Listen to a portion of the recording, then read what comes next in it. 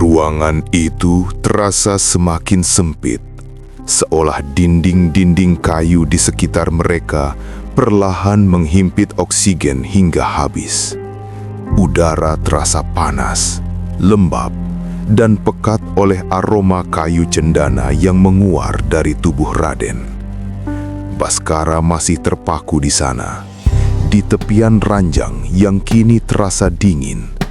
Matanya menatap kosong pada jemarinya yang saling meremas, mencoba mencari sisa-sisa kehangatan yang mulai memudar. Di ambang pintu, Raden berdiri tegak. Bayangannya memanjang ke arah Baskara, seperti sebuah tangan gelap yang tak mau melepaskan. Suara Raden ketika ia mulai bicara terdengar seperti gesekan logam yang berat, rendah, dan penuh tekanan. Aku mencintai kamu, Bas, tapi aku memang harus pergi.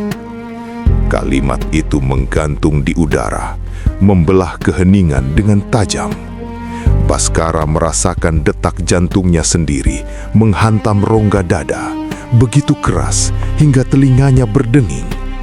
Ia ingin berteriak, ingin menarik kerah kemeja Raden dan memaksanya tetap di sini, tapi tenggorokannya tercekak. Raden tidak bergerak, matanya yang tajam tetap mengunci sosok Baskara yang tampak kecil dalam remang cahaya sore. Aku tak mungkin terus di sini. Aku harus ikut orang tuaku ke Thailand. Kamu harusnya mengerti. Raden berucap lagi. Kali ini suaranya sedikit lebih rendah, hampir menyerupai bisikan yang menuntut kepatuhan. Baskara menarik nafas, tajam dan gemetar. Aku mengerti, Raden. Tapi kalimat itu mati di ujung lidah. Berat rasanya, membayangkan dunia yang akan berubah menjadi sunyi tanpa kehadiran pria di depannya. Raden melangkah satu kali, hanya satu kali, namun getaran langkahnya terasa sampai ke ulu hati Baskara. Suhu di antara mereka mendadak naik, sebuah ketegangan fisik yang nyaris pecah, seperti benang yang ditarik hingga titik terakhir. Kita masih bisa terus berhubungan, Bas. Aku pasti pulang, percaya padaku. Raden menatapnya, tatapan yang begitu intens hingga membuat Baskara merasa telanjang di bawah bayang-bayang. 1 tahun, 2 tahun, Baskara tahu jarak adalah jurang yang haus. Namun saat ini, di bawah temaram lampu yang mulai berkedip, yang ia rasakan hanyalah tarikan magnetis yang menyakitkan dari pria yang sebentar lagi akan melangkah keluar, meninggalkan aroma keringat dan rindu yang mencekam di setiap sudut kamar ini. Udara di dalam kamar itu mendadak terasa begitu berat, seolah-olah gravitasi sedang berusaha menarik mereka berdua ke dasar bumi. Raden masih berdiri memunggungi Baskara. Tangannya mencengkeram gagang pintu kayu yang kasar itu dengan sangat kuat, hingga sendi-sendi jarinya memutih. Ia bisa merasakan kehadiran Baskara di belakangnya, hanya berjarak beberapa senti. Begitu dekat hingga panas tubuh Baskara merambat melalui udara yang lembab, menyentuh kulit punggungnya yang terbalut kemeja linan. Baskara, di sisi lain, merasa dunianya sedang runtuh perlahan-lahan. Matanya menatap lekat pada tengkuk Raden, tempat di mana aroma kayu cendana itu paling kuat menguar, beradu dengan aroma keringat tipis yang jantan. Ia ingin sekali maju satu langkah lagi, menenggelamkan wajahnya di antara belikat pria itu, dan memohon agar waktu berhenti detik ini juga. Aku harus pergi, Bas. Suara Raden terdengar parau, hampir pecah, namun tetap mengandung otoritas yang tak terbantahkan. Baskara menarik napas panjang, sebuah tarikan napas yang bergetar dan terdengar sangat menyakitkan di dalam keheningan malam itu. 2 tahun, Raden. Bagaimana aku bisa bertahan jika setiap sudut ruangan ini masih menyimpan aromamu? Baskara akhirnya bicara. Suaranya rendah, menuntut, sekaligus memelas. Ia melihat bahu Raden menegang. Otot-otot di lengan pria itu menonjol, menunjukkan pergulatan batin yang sama hebatnya. Raden perlahan memutar kepalanya, tidak sepenuhnya menoleh, hanya cukup untuk memperlihatkan rahangnya yang tegas dan tajam di bawah bayangan. Tatapannya melirik dari sudut mata, mengunci mata Baskara dengan intensitas yang mampu melumpuhkan syaraf. "Jangan buat ini lebih sulit. Mengertilah," Raden berbisik, namun napasnya yang berat mengkhianati ketenangannya. Detak jantung Baskara berpacu liar, menghantam rusuknya seirama dengan detak jam dinding yang seolah mengejek mereka. Di tengah ketegangan yang nyaris pecah itu, Baskara memberanikan diri. Tangannya yang gemetar terangkat, hampir menyentuh pinggang Raden, sebuah sentuhan yang ragu namun sangat menuntut. Udara di antara telapak tangan Baskara dan kain kemeja Raden terasa panas, mendesis oleh listrik statis emosi yang tak terucap. Namun, sebelum kontak itu benar-benar terjadi, Raden memejamkan mata dengan rapat, menarik napas dalam yang terdengar kasar, dan dengan satu gerakan tegas, ia membuka pintu itu. Cahaya koridor yang dingin menyeruak masuk, membelah kegelapan kamar mereka. Dan dalam sekejap, kehangatan yang tadi menjerat mereka hilang tersapu angin malam yang masuk dengan lancang. Raden melangkah keluar, meninggalkan Baskara yang berdiri mematung dalam kehampaan yang mencekam. Kamar itu kini tak lebih dari sebuah kuburan bagi kenangan yang belum sempat membusuk. Baskara duduk bersandar di pojok dipan yang berderit pelan, memeluk lututnya sendiri seolah itu adalah satu-satunya pegangan yang tersisa di dunia ini. Cahaya bulan yang pucat menyeruak masuk melalui celah jendela, membentuk garis-garis tajam di atas kulit sawo matangnya yang kini terasa dingin. Ia memejamkan mata, mencoba memanggil kembali bayangan Raden yang baru saja melangkah pergi. Namun yang ia dapati hanyalah kekosongan yang menyesakkan. Sisa aroma kayu cendana milik Raden masih tertinggal di bantal. Sangat tipis, hampir tidak ada. Namun bagi Baskara, aroma itu seperti jeratan yang mencekik lehernya setiap kali ia mencoba bernafas. Ia meraih bantal itu, menekankan wajahnya dalam-dalam ke kain yang kasar, menghirup sisa-sisa keberadaan Raden hingga paru-parunya terasa perih. Mengapa keheningan bisa bersuara sekeras ini? Detak jantungnya sendiri terdengar seperti hantaman palu di atas meja besi. Konstan, menyakitkan, dan tanpa ampun. Seharian ia hanya mengurung diri di kamar itu, membiarkan waktu merayap seperti serangga di atas dinding. Ia menatap ponselnya yang tergeletak di atas lantai.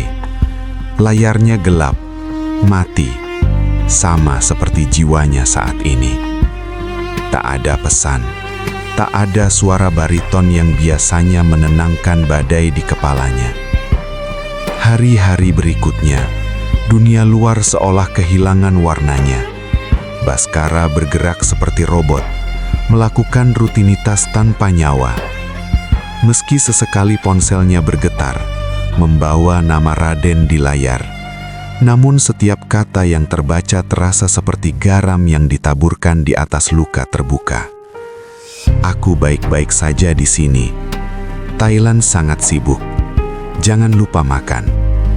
Kalimat-kalimat itu terasa hambar. Tak ada lagi panas yang biasanya terpancar dari setiap sentuhan fisik mereka. Jarak bukan hanya tentang ribuan kilometer, tapi tentang bagaimana suara Raden di telepon kini terdengar seperti gema dari masa lalu yang mulai memudar.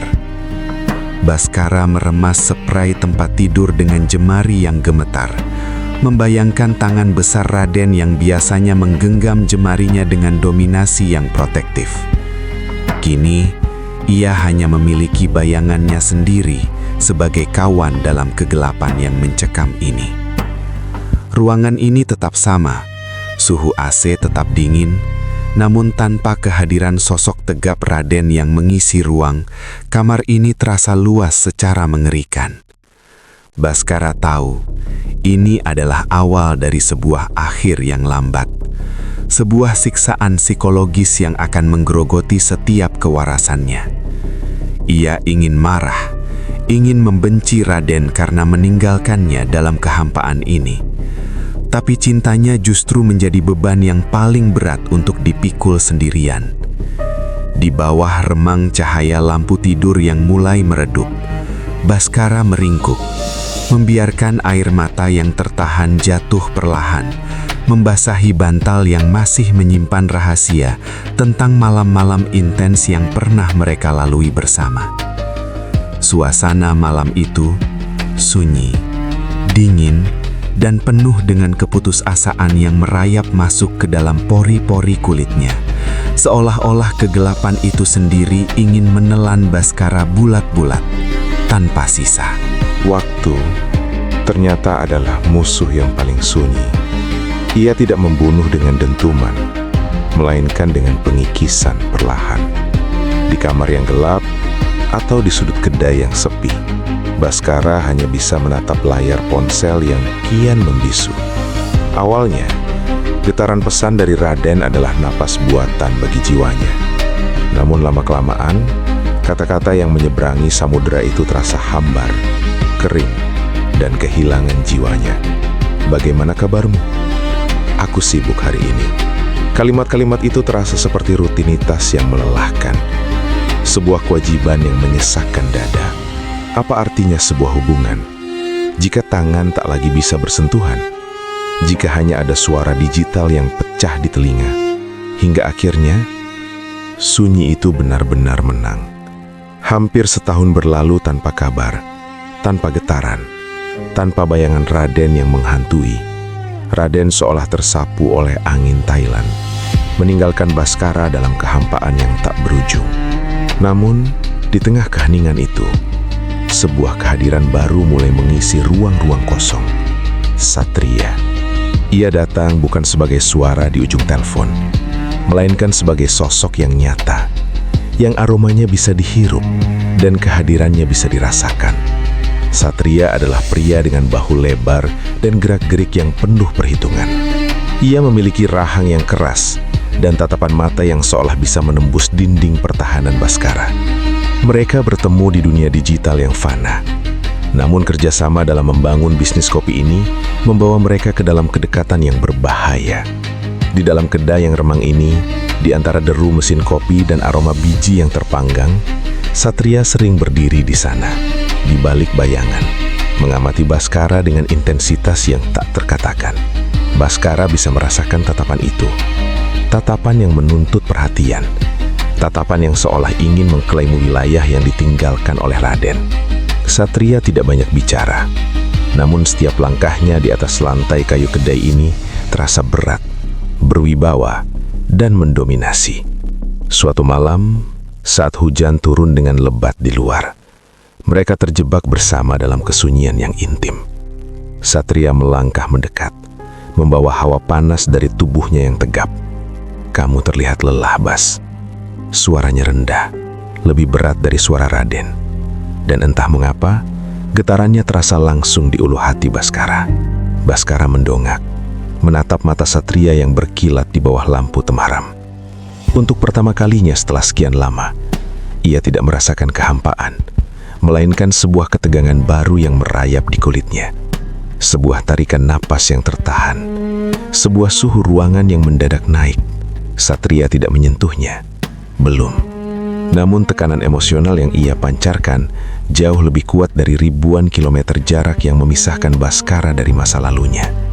Di sini, di bawah bayangan Satria yang besar, Baskara mulai merasakan bahwa kesetiaannya sedang diuji oleh sesuatu yang jauh lebih nyata daripada sekedar kenangan.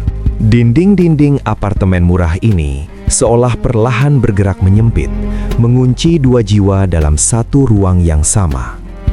Keputusan untuk tinggal bersama awalnya terasa logis, sebuah strategi untuk menghemat biaya di tengah majunya usaha kedai kopi mereka.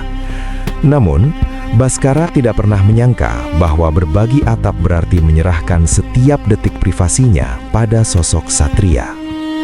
Pria itu, Satria, kini bukan lagi sekadar rekan bisnis atau senior di kampus.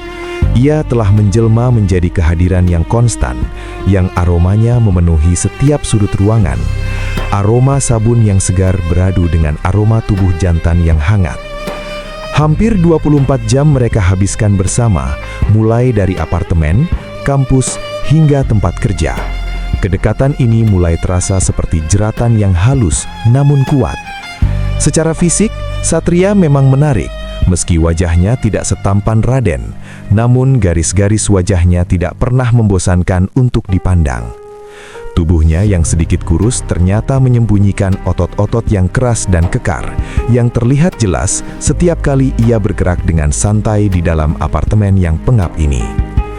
Malam itu, suhu ruangan terasa lebih panas dari biasanya, meskipun AC menderu pelan di sudut langit-langit. Baskara baru saja keluar dari kamar mandi ketika ia mendapati Satria berdiri di lorong sempit, menghalangi jalannya. Satria tidak bergerak, ia hanya bersandar pada bingkai pintu dengan lengan yang berotot, menatap Baskara dengan tatapan yang sulit diartikan. "Kenapa, Sat?" tanya Baskara. Suaranya sedikit gemetar, berusaha memecah kesunyian yang menekan. Satria tidak menjawab dengan kata-kata, ia hanya terus menatap, seolah sedang memetakan setiap inci wajah Baskara dalam ingatannya. Baskara sering memergoki Satria menatapnya diam-diam akhir-akhir ini, sebuah perhatian lebih yang mulai sulit untuk diabaikan.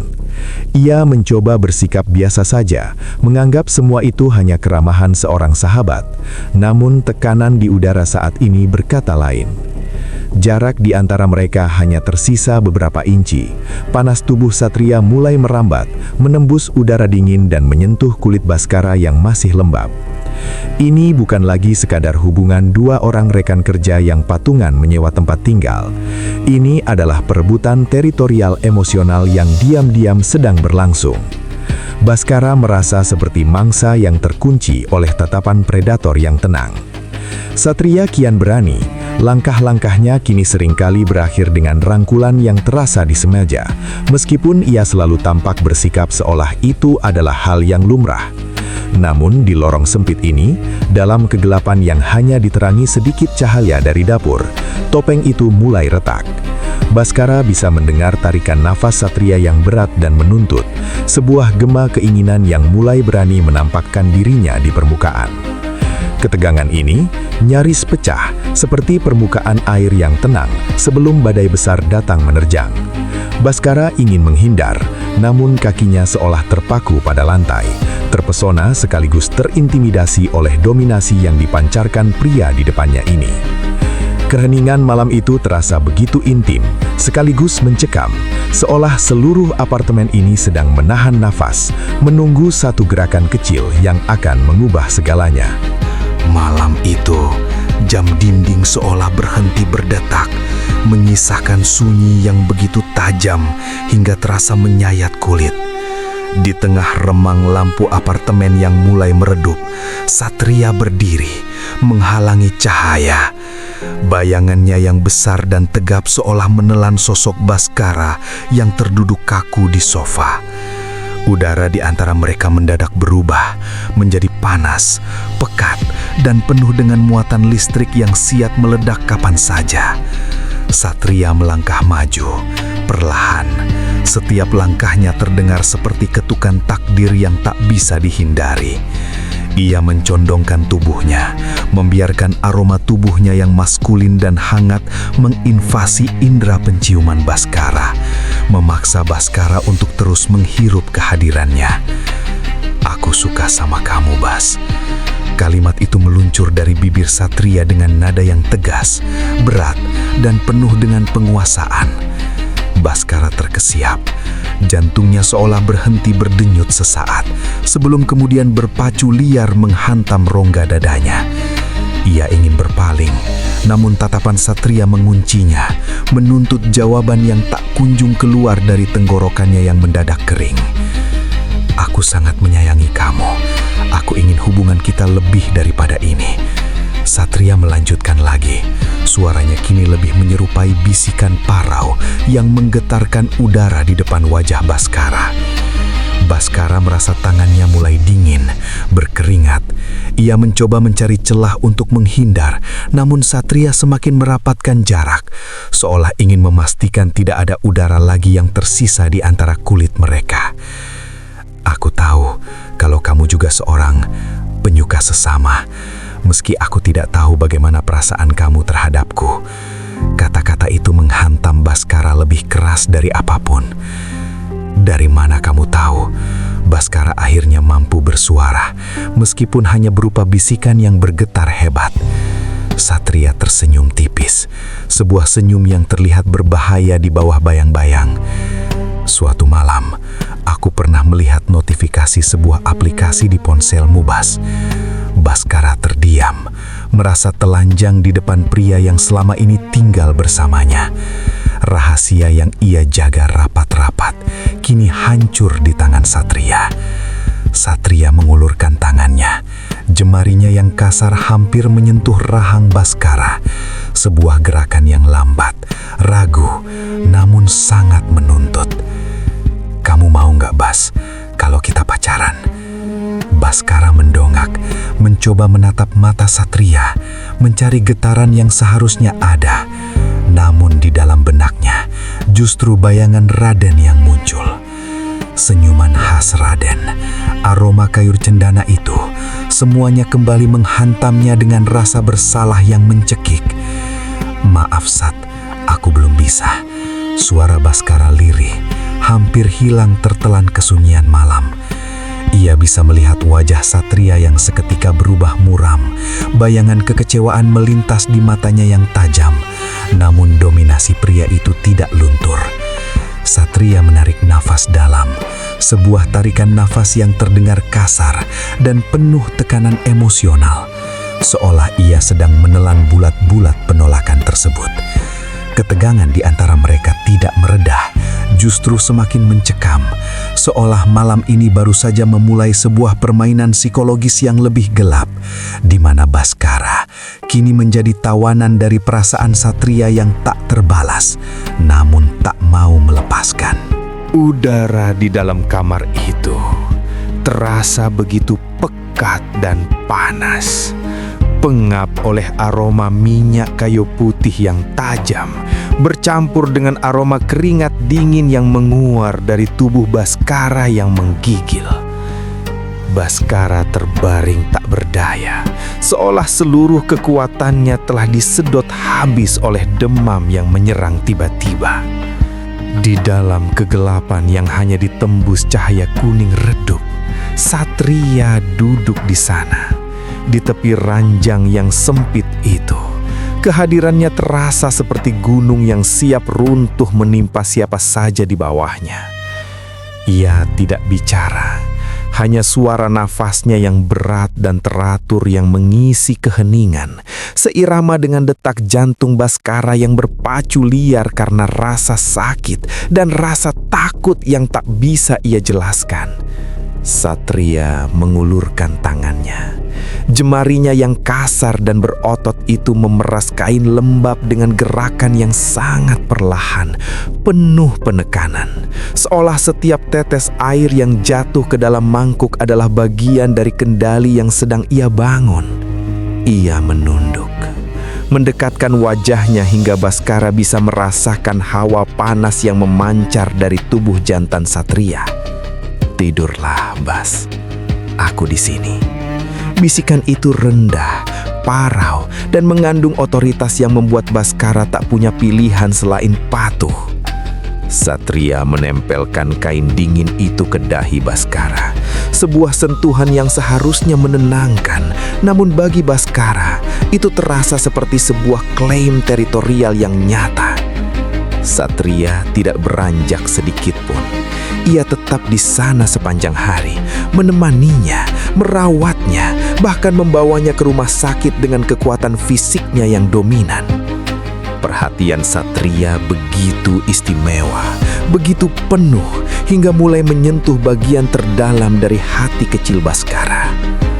Namun, di tengah kabut demam yang menyiksa, bayangan Raden tetap muncul, seperti hantu yang menolak untuk pergi. senyum Raden, suara Raden, semuanya terasa begitu jauh di Thailand sana. Sementara Satria, pria ini begitu nyata, begitu hangat, dan begitu menuntut. Baskara menatap Satria dari balik kelopak mata yang berat, melihat bagaimana otot-otot lengan pria itu menegang saat ia merapikan selimut Baskara. Ada getaran yang mulai muncul di ulu hati Baskara, bukan getaran cinta yang membuncah, melainkan sebuah kebingungan yang mencekam antara egonya yang masih merindukan Raden dan kenyataan bahwa Satria adalah satu-satunya yang memeluknya dalam kedinginan malam ini. Satria kembali mengusap pipi Baskara dengan ibu jarinya. Sebuah gerakan mikro yang sangat intim membuat suhu di ruangan itu mendadak naik melampaui panas demam Baskara sendiri. Ketegangan ini, keraguan ini seolah sedang menarik Baskara ke dalam pusaran air yang gelap, di mana ia tak lagi tahu apakah ia sedang dirawat atau sedang perlahan-lahan ditaklukkan oleh dominasi Satria yang tak kunjung menyerah. Suasana malam itu begitu sunyi, begitu menekan, dan begitu penuh dengan tarikan nafas yang tertahan, seolah-olah waktu sedang menunggu saat yang tepat untuk memecahkan segalanya. Di dalam kegelapan yang menyelimuti apartemen itu, hanya ada suara detak jam yang terasa seperti dentuman godam di atas saraf Baskara yang masih lemah akibat demam. Satria masih di sana, berdiri dalam bayang-bayang, sebuah kehadiran yang begitu nyata, begitu padat, dan begitu menguasai setiap inci udara yang Baskara hirup. Namun, tepat di saat pertahanan Baskara mulai goyah oleh perhatian Satria, sebuah getaran memecah keheningan. Ponsel di atas nakas bergetar. Cahayanya yang biru dan dingin menyayat kegelapan, menerangi wajah Baskara yang pucat dan penuh keringat.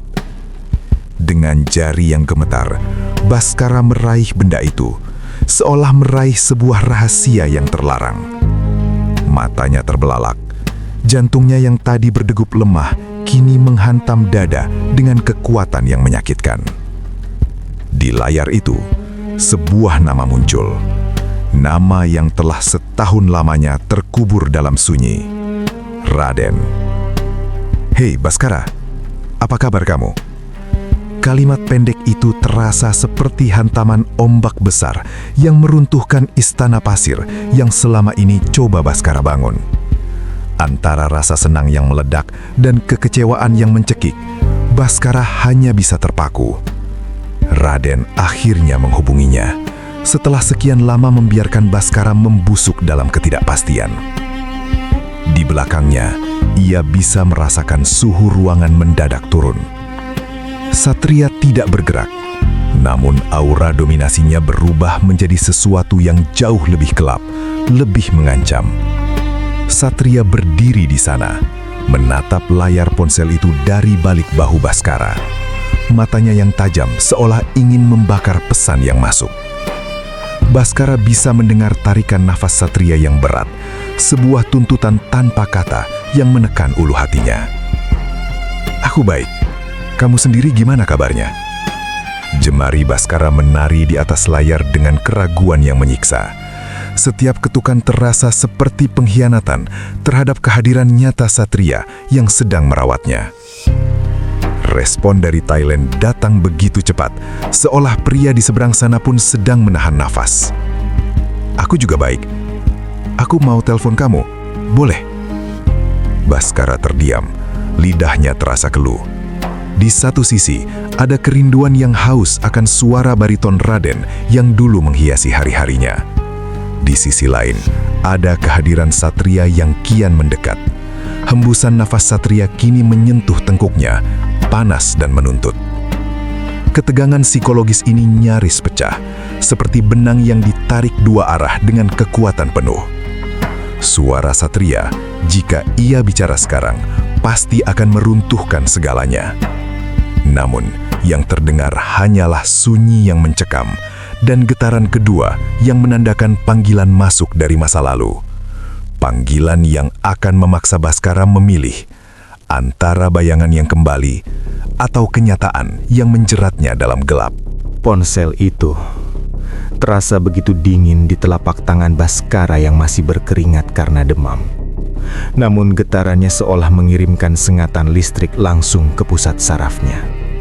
Saat ia menggeser layar dan menempelkan benda itu ke telinganya, dunia di sekelilingnya mendadak sunyi, menyisakan hanya detak jantungnya yang berpacu liar. "Halo? Bas?" Suara itu muncul. Suara bariton Raden yang dulu begitu ia puja, kini terdengar sedikit pecah oleh jarak ribuan kilometer. "Aku minta maaf ya, Bas. Sudah lama tidak menghubungi kamu." Kalimat itu menghantam Baskara. Ia tetap diam. Bibirnya keluh. Sementara di sudut matanya, ia bisa melihat Satria masih berdiri di sana, di batas antara cahaya dan kegelapan. Satria tidak mengeluarkan suara sedikit pun. Namun kehadirannya terasa seperti berat ribuan ton yang menekan bahu Baskara. Satria mengamati setiap perubahan ekspresi di wajah Baskara dengan tatapan yang tajam dan posesif. Raden terus bicara di seberang sana, menjelaskan kehidupannya yang sibuk di Thailand, tentang bagaimana ia bertemu dengan orang-orang baru, memulai hidup yang benar-benar berbeda. "Aku sengaja memberi kita waktu, Bas. Memberi kita waktu untuk berpikir. Seberapa besar sebenarnya cinta kita?" Raden menghentikan kalimatnya sejenak, dan Baskara bisa mendengar helaan napas berat dari seberang samudera itu. Mampukah kita tetap bertahan ketika jarak dan waktu memisahkan kita? Mampukah kita tetap setia? Setiap kata yang diucapkan Raden terasa seperti ujian yang menusuk tepat ke jantung Baskara. Ia merasa terjepit di antara dua kekuatan dominan. Di satu sisi, ada Raden yang mencoba mengklaim kembali kesetiaannya melalui suara yang penuh emosi. Di sisi lain, ada Satria yang berdiri hanya beberapa langkah darinya. Pria yang telah merawatnya. Pria yang kehadirannya begitu nyata, hingga ia bisa mencium aroma maskulin yang menguar dari tubuh Satria yang tegap. Satria perlahan melangkah mendekat. Langkahnya begitu pelan, hingga hampir tak terdengar. Namun getarannya terasa sampai ke tulang belakang Baskara. Baskara menarik napas tajam. Sebuah tarikan napas yang tertahan di kerongkongan. Ia menyadari bahwa Raden sedang menguji kekuatannya dari jauh. Tanpa tahu bahwa di sini, di dalam kamar yang pengap ini, ada sosok lain yang telah mengisi ruang-ruang kosong yang ditinggalkannya. Suasana malam itu menjadi kian mencekam, penuh dengan tarikan napas yang menuntut jawaban. Baskara menutup matanya rapat-rapat, mencoba menghalau bayangan Raden sementara panas tubuh Satria mulai menyentuh sisi ranjangnya. Ini bukan lagi sekadar percakapan telepon. Ini adalah medan perang psikologis di mana setiap hembusan napas, setiap detik keheningan membawa konsekuensi yang bisa menghancurkan segalanya. Dunia seolah berhenti berputar di bawah kaki Baskara. Suara Raden di ujung telepon yang tadinya terdengar seperti harapan, tiba-tiba berubah menjadi racun yang dingin, mengalir pelan namun mematikan ke dalam telinganya. "Aku menghubungi sepupuku. Satria, di sana." Kalimat itu menghantam Baskara lebih keras dari tamparan fisik apapun. Ia menatap pria yang berdiri tepat di depannya. Satria, pria yang telah berbagi atap dengannya, pria yang merawatnya saat demam menyerang, pria yang setiap hembusan nafasnya kini terasa seperti ancaman. "Aku menceritakan semuanya kepada Satria dan memintanya untuk mendekati kamu, mencoba untuk merebut hatimu." Suara Raden terus mengalir, menjelaskan pengkhianatan yang ia susun dengan begitu rapi. Baskara merasa paru-parunya mengecil. Oksigen di ruangan itu seolah habis dihisap oleh kehadiran Satria yang kian mendominasi. "Maksud kamu, Satria Ananta?" Baskara bertanya dengan suara yang hampir tidak terdengar, bergetar karena rasa tidak percaya yang amat dalam. Raden menjawab dengan nada yang tak berdosa, membenarkan bahwa Satria adalah alat yang ia gunakan untuk menguji kesetiaan. "Jadi, maksud kamu sengaja ini mempermainkan perasaanku?" Suara Baskara naik satu oktav, tajam, penuh luka yang menganga. Ia menatap Satria, mencari sisa-sisa kebohongan di mata pria itu, namun yang ia dapati hanyalah ketenangan yang mencekam. Satria tidak membela diri. Ia hanya berdiri di sana, membiarkan auranya yang besar dan jantan menjepit Baskara di antara tempat tidur dan bayangannya. Raden terus bicara, mencoba membenarkan tindakannya, beralasan bahwa ia harus yakin sebelum mengorbankan segalanya untuk kembali ke Indonesia. Ia harus memastikan Baskara tidak akan meninggalkannya. Namun bagi Baskara, setiap penjelasan itu terasa seperti penghinaan terhadap ketulusannya. Ia merasa seperti pion dalam permainan catur dua pria yang memiliki dominasi berbeda atas hidupnya. Satria perlahan melangkah lebih dekat, hingga panas tubuhnya menyentuh lutut Baskara yang gemetar. Satria bilang kalau dia sudah capek dan menyerah. Suara Raden kembali terdengar, memberitahu bahwa Satria akhirnya mengaku kalah karena Baskara tetap setia. Baskara memejamkan mata, merasakan air mata yang panas mulai mendesak keluar. Ia ingin marah, ingin mengusir Satria dari kamarnya, namun tubuhnya seolah lumpuh oleh intensitas kehadiran pria di depannya ini. Ketegangan psikologis di antara mereka kini nyaris pecah, seperti permukaan kaca yang retak 1000. Suhu di ruangan itu terasa mendidih, bukan karena cinta, tapi karena tekanan emosional yang begitu pekat hingga bisa diraba. Satria menunduk, bibirnya mendekati telinga Baskara, menghirup aroma keringat dan ketakutan yang menguar dari kulit Baskara. Sebuah gerakan yang begitu intim, namun penuh dengan beban kesalahan yang tak termaafkan. Di tengah kesunyian yang mencekam itu, Baskara menyadari satu hal yang mengerikan, bahwa meski ia telah lulus ujian itu, ia telah kehilangan kepercayaannya. Dan ia kini terjebak di tengah-tengah dua pria yang mencintainya dengan cara yang sangat gelap.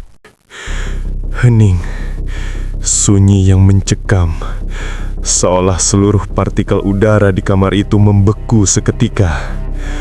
Baskara masih memegang ponselnya, namun tangannya bergetar hebat hingga benda itu hampir terlepas dari jemarinya yang dingin. Matanya menatap lurus pada sosok Satria yang berdiri diam dalam bayang-bayang. Sosok tegap yang selama ini ia anggap sebagai sahabat, sebagai pelindung di saat ia rapuh. Ternyata semuanya hanyalah sebuah sandiwara yang disusun dengan rapi. Seputuh, suara Baskara keluar seperti bisikan yang menyakitkan, serak dan penuh dengan luka yang menganga. Jadi selama ini, kamu hanya menjalankan perintah Raden. Satria tidak menjawab. Ia tetap diam dengan bahu yang menegang. Otot-otot di lengannya yang kekar terlihat menonjol di bawah cahaya lampu jalan yang masuk melalui celah jendela. Kamu sengaja mendekatiku, tinggal bersamaku, merawatku, hanya untuk menguji seberapa besar cintaku pada Raden. Baskara melangkah maju, satu langkah yang penuh dengan kemarahan yang meluap-luap. Suhu di antara mereka mendadak naik, sebuah ketegangan fisik yang nyaris pecah. Baskara ingin sekali menghantamkan tinjunya ke dada bidang Satria, ingin memaki pria itu karena telah mempermainkan perasaannya dengan begitu kejam. Namun, saat ia menatap mata Satria, ia tidak menemukan jejak kemenangan di sana. Aku sudah capek, Bas. Akhirnya Satria bersuara. Suaranya rendah, berat dan terdengar sangat lelah. Aku sudah menyerah untuk berusaha merebut hatimu, karena aku tahu tidak ada ruang bagiku di sana. Kalimat itu menggantung di udara, menambah beban di dada Baskara yang sudah terasa sesak. Satria mengaku bahwa ia telah melaporkan segalanya kepada Raden, tentang betapa setianya Baskara, tentang betapa hancurnya pria itu dalam penantian. Baskara tertawa kecil, sebuah tawa yang getir dan penuh ironi. Ia merasa seperti mangsa yang baru saja menyadari bahwa ia terjebak dalam jaring yang dibuat oleh dua orang yang ia cintai. Di satu sisi, Raden yang tega meragukannya dari jauh, dan di sisi lain, Satria yang tega membohonginya demi tugas keluarga. Satria perlahan mengangkat wajahnya, menatap Baskara dengan intensitas yang tak berkurang, seolah meski tugasnya telah berakhir, perasaannya sendiri masih terikat kuat pada sosok di depannya. Raden menunggumu di tempat biasa. Satria berucap lagi, kali ini dengan nada yang datar, seolah sedang membuang beban terakhir yang ia pikul. Baskara menarik nafas tajam. Sebuah tarikan nafas yang panjang dan menyakitkan. Ia harus memilih. Tetap berada di kamar ini bersama pria yang telah mengkhianatinya secara fisik dan emosional, atau pergi menemui pria yang telah menguji kesetiaannya dengan cara yang paling gelap. Ketegangan di dalam apartemen itu kian menjadi-jadi, seolah dinding-dindingnya mulai berbisik tentang kebohongan yang selama ini tersimpan rapat. Baskara membalikkan badan, mengambil jaketnya dengan gerakan yang kasar dan menuntut, meninggalkan Satria yang masih berdiri mematung di tengah kegelapan. Seorang diri dengan rasa bersalah yang kini menghimpitnya tanpa ampun. Pintu apartemen itu tertutup dengan debuman yang menggema, meninggalkan Satria di dalam sana, sendirian dengan kebohongannya yang kini telanjang. Baskara melangkah keluar, menembus udara malam yang mendadak terasa sangat dingin, menusuk hingga ke sumsum tulang. Hujan baru saja reda, menyisakan aspal yang basah, berkilat di bawah lampu jalanan yang pucat, seperti cermin retak yang memantulkan kekacauan di dalam jiwanya.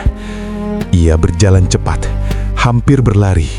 Jaket kulitnya terasa berat, namun tak seberat beban pengkhianatan yang baru saja ia telan bulat-bulat. Raden, pria itu kembali, setelah setahun membisu, setelah mengirimkan sepupunya sendiri untuk mengintai, untuk menguji, untuk menjamah hidupnya dengan cara yang paling manipulatif. Tempat biasa, bisikan itu berulang dalam benaknya. Sebuah tempat yang dulu menjadi saksi bisu setiap tarikan nafas mereka, setiap sentuhan yang menuntut, dan setiap janji yang kini terasa seperti duri di dalam daging. Langkah kaki Baskara beradu dengan bunyi tetesan air dari atap toko-toko yang sudah tutup. Suaranya terdengar seperti hitungan mundur menuju sebuah kehancuran, atau mungkin sebuah kepasrahan yang baru. Ia bisa merasakan sisa-sisa panas demamnya masih berdenyut di pelipis, beradu dengan hawa dingin yang masuk ke dalam pori-porinya. Di setiap sudut jalan, ia seolah melihat bayangan Satria yang menatapnya dengan penuh rasa bersalah, dan bayangan Raden yang menunggunya dengan otoritas yang tak tergoyahkan. Antara bahagia, terharu, dan amarah yang mencekik, Baskara merasa dunianya sedang diputar balikan oleh dua pria yang terlalu dominan dalam hidupnya. Raden yang dari kejauhan tetap mampu mengendalikan setiap geraknya, dan Satria yang secara fisik telah mengisi hari-harinya, namun ternyata hanyalah sebuah bidak. Jantungnya berdebar kencang, menghantam rusuknya hingga ia harus berhenti sejenak untuk menarik nafas panjang. Nafas yang terasa tajam dan dingin di tenggorokannya. Ia teringat kembali kata-kata Raden di telepon tadi. "Aku kembali hanya untukmu, Bas." Kalimat itu manis, namun memiliki rasa pahit dari sebuah kontrol yang berlebihan. Baskara meremas tangannya yang gemetar, mencoba mencari pegangan pada realitas yang kian mengabur. Ia sudah hampir sampai. Bau laut yang khas mulai tercium, bercampur dengan aroma aspal basah dan dinginnya angin malam. Di sana, di ujung jalan yang remang-remang, tempat di mana mereka dulu sering memadu kasih di bawah naungan gelap. Raden pasti sudah berdiri di sana, menunggunya dengan senyuman khas yang selalu mampu melumpuhkan logika Baskara. Baskara mempercepat langkahnya, meski hatinya berteriak untuk lari menjauh. Namun kakinya seolah ditarik oleh magnet yang tak terlihat. Sebuah tarikan dari masa lalu yang terlalu kuat untuk dilawan. Ketegangan ini, kerinduan yang menyakitkan ini, sebentar lagi akan mencapai puncaknya. Di bawah bayang-bayang tempat biasa, di mana segalanya akan pecah, atau mungkin kembali menjeratnya dalam dominasi yang lebih pekat. Bau garam laut yang tajam beradu dengan aroma kayu tua yang lembab, menyambut kedatangan Baskara di dermaga yang sepi itu. Langkah kakinya di atas papan kayu yang berderit terdengar seperti detak jantung yang sedang menghitung mundur waktu. Di ujung dermaga, di antara kabut tipis yang merayap dari permukaan air, sosok itu berdiri tegak, tegap, dan sangat mendominasi kegelapan. Raden. Pria itu sudah di sana sejak tadi, menanti di tempat biasa mereka memadu kasih, tepat seperti yang ia katakan di telepon. Baskara terhenti, nafasnya memburu. Uap dingin keluar dari mulutnya di tengah suhu malam yang menggigit. Matanya yang panas menatap punggung lebar itu. Punggung yang selama 2 tahun ini hanya ada dalam mimpinya. Raden perlahan membalikkan tubuhnya. Gerakannya begitu tenang, namun memiliki otoritas yang mampu membuat seluruh tubuh Baskara kaku seketika. Cahaya lampu jalan yang redup memperlihatkan wajah Raden yang kini tampak lebih dewasa, lebih keras, dan lebih berbahaya.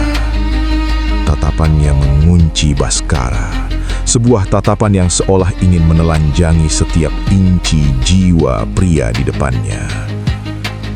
Bas, suara itu akhirnya keluar, suara rendah yang sangat dirindukan Baskara. Kini terdengar begitu nyata di telinganya.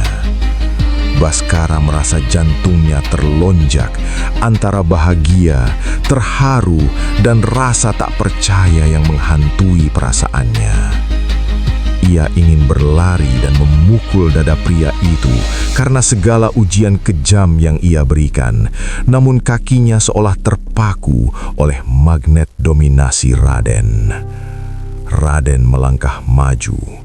Perlahan, setiap hentakan sepatunya di atas kayu dermaga terasa seperti hantaman di dada Baskara. Jarak di antara mereka kian menyempit, hingga Baskara bisa mencium kembali aroma cendana yang mahal, aroma yang dulu selalu menjeratnya dalam kenyamanan yang posesif. Aku sudah bicara dengan orang tuaku, Bas. Aku kembali ke Indonesia hanya untukmu. Raden berbisik, suaranya parau namun penuh dengan nada penaklukan. Ia berdiri begitu dekat hingga panas tubuhnya menembus jaket kulit Baskara. Raden menunduk, menatap mata Baskara yang berkaca-kaca. Satria bilang, "Kamu masih tetap setia dengan perasaanmu padaku."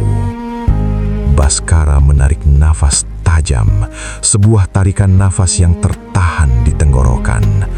Ia merasa sangat kecil di bawah bayang-bayang Raden yang besar, merasa kalah oleh cinta yang begitu manipulatif namun sangat nyata.